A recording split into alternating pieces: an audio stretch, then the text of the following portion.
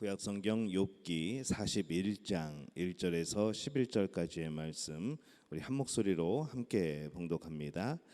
내가 낚시로 리워야단을 끌어낼 수 있겠느냐? 노끈으로 그 혀를 맬 수 있겠느냐? 너는 밧줄로 그 코를 꿰을 수 있겠느냐? 갈고리로 그 아가미를 꿰을 수 있겠느냐? 그것이 어찌 내게 계속하여 간청하겠느냐? 부드럽게 내게 말하겠느냐? 어찌 그것이 너와 계약을 맺고 너는 그를 영원히 종으로 삼겠느냐? 내가 어찌 그것을 새를 가지고 놀 듯 하겠으며 내 여종들을 위하여 그것을 메어두겠느냐? 어찌 장사꾼들이 그것을 놓고 거래하겠으며 상인들이 그것을 나누어 가지겠느냐? 내가 능히 많은 창으로 그 가죽을 찌르거나 작사를 그 머리에 꽂을 수 있겠느냐? 내 손을 그것에게 얹어보라. 다시는 싸울 생각을 못하리라. 참으로 잡으려는 그의 희망은 헛된 것이니라.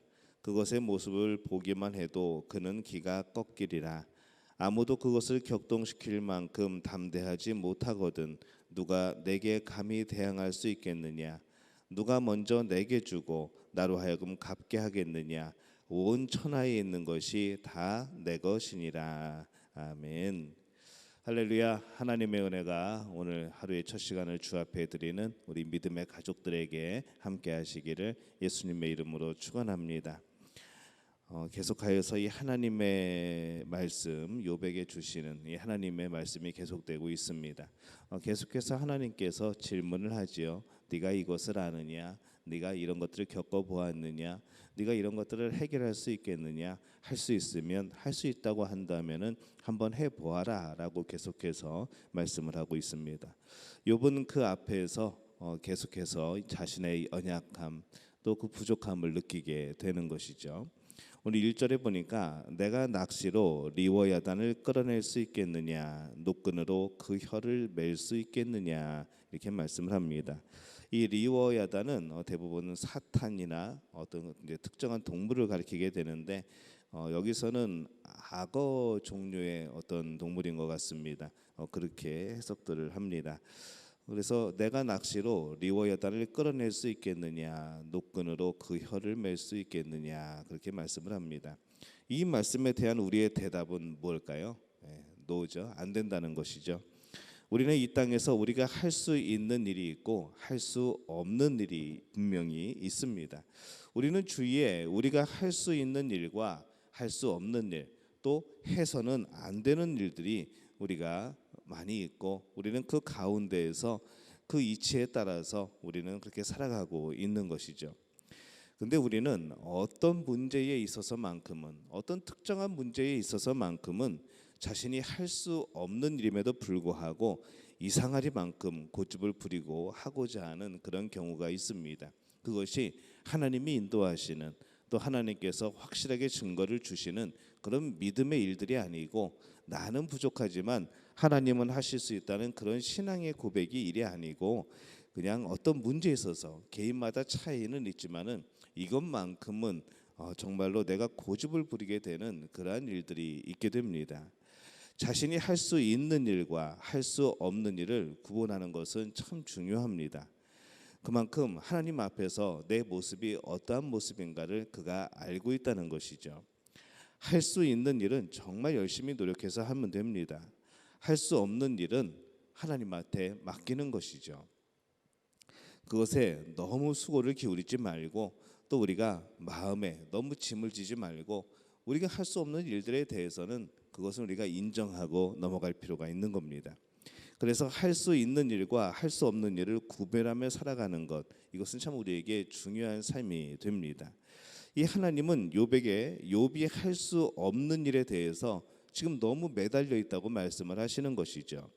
지금 하나님이 계속해서 말씀하시는 내용을 보면은 욥이 할 수 없는 일들입니다. 욥이 이해할 수 없었던 일들이죠. 그 일들이 할 수 없고 이해할 수 없는 일들이 너무나도 많다는 것을 하나님은 말씀을 하고 계십니다. 욥은 그의 능력 범위 밖에 있는 것에 대해서 궁금해하고 힘들어하였죠.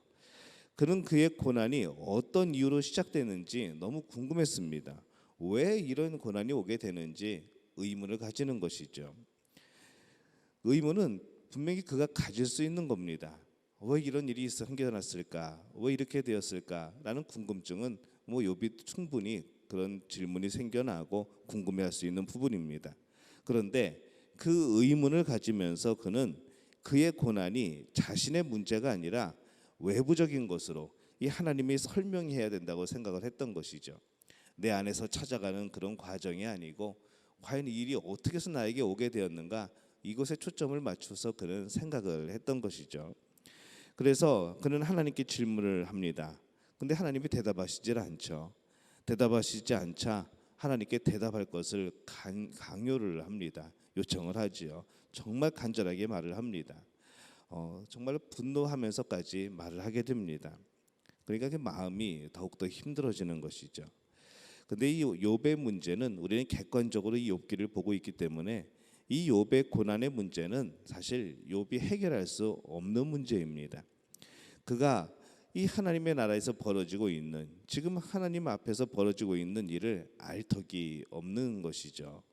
그래서 하나님이 그에게 이유를 말씀하셔야 될 또 그런 이유도 없을 것이고, 또 그것에 대해서 이 욥이 꼭 이해를 해야 되는 그런 상황도 아니었던 겁니다. 하나님이 말씀하셔야 그가 안다는 것은 과연 무엇을 뜻할까요? 하나님이 말씀해 주셔야 욥이 안다는 것은 그 문제는 이미 욥이 감당할 수 없는 문제입니다. 그가 알게 하나님이 말씀해 준다고 하여도 이 욥은 그것이 자신의 영역의 밖의 일이라는 것이죠. 그가 할 수 없는 문제입니다. 그가 하나님께 강요한다고 해서 하나님께서 그에게 일일이 하나하나 다 설명을 해야 될 그런 성격의 고난이 아니라는 겁니다. 오직 하나님께 맡겨진 문제였던 것이죠. 그런데 욥은 그 문제를 끝까지 자기의 문제로 가져옵니다.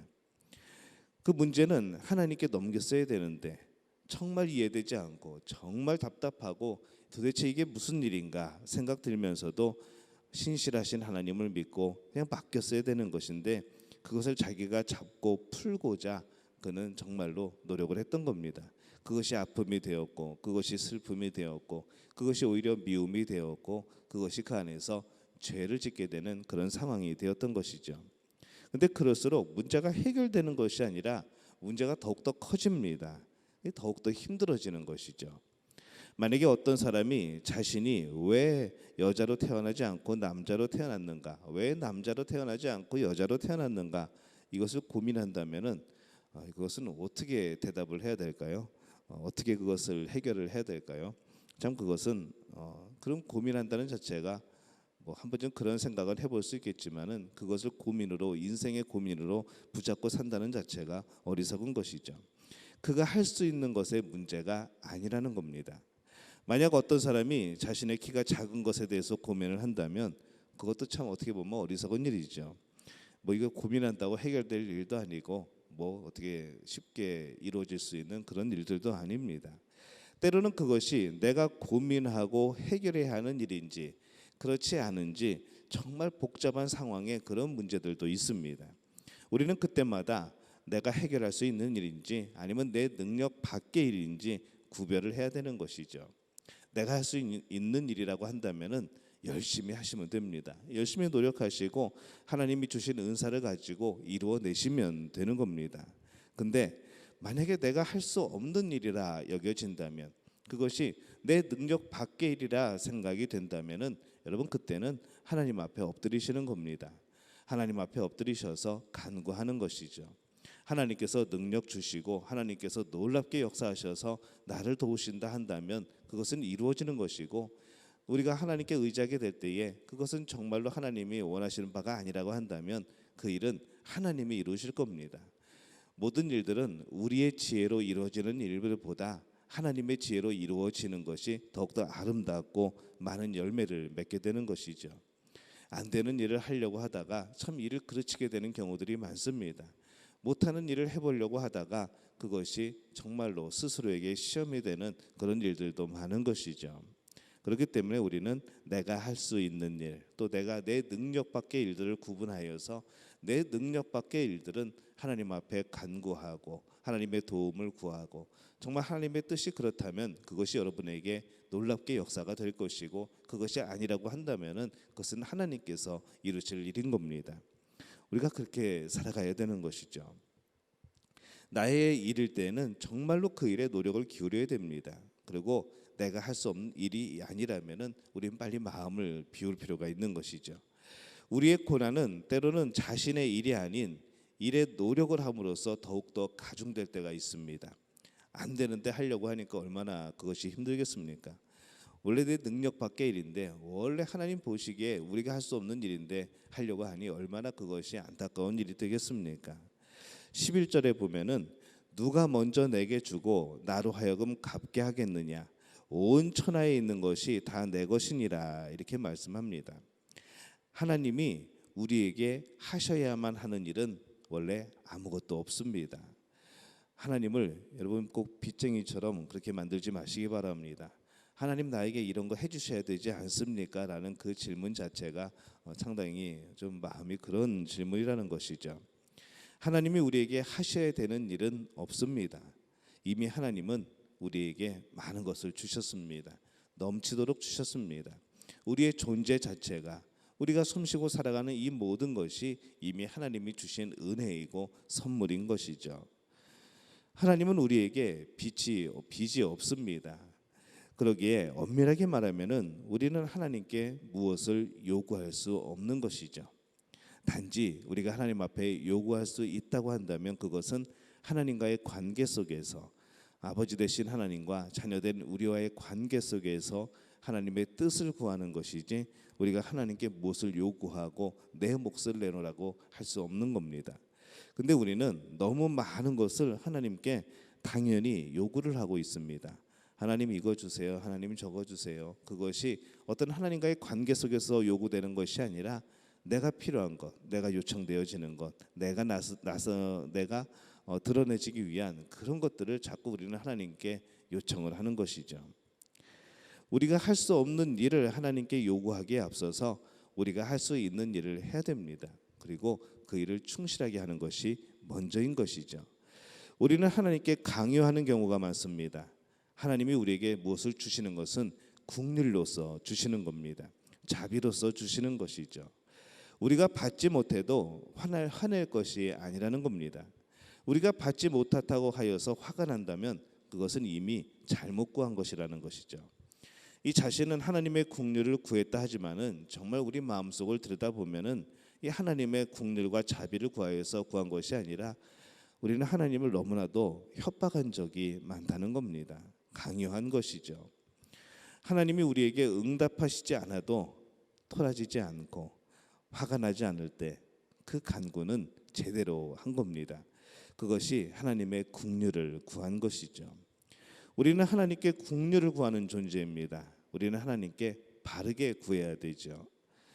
근데 너무 많은 사람들이 하나님께 국률을 구하지 않고 마치 하나님께 무엇을 맡겨놓은 것처럼 그렇게 구할 때가 많다는 겁니다.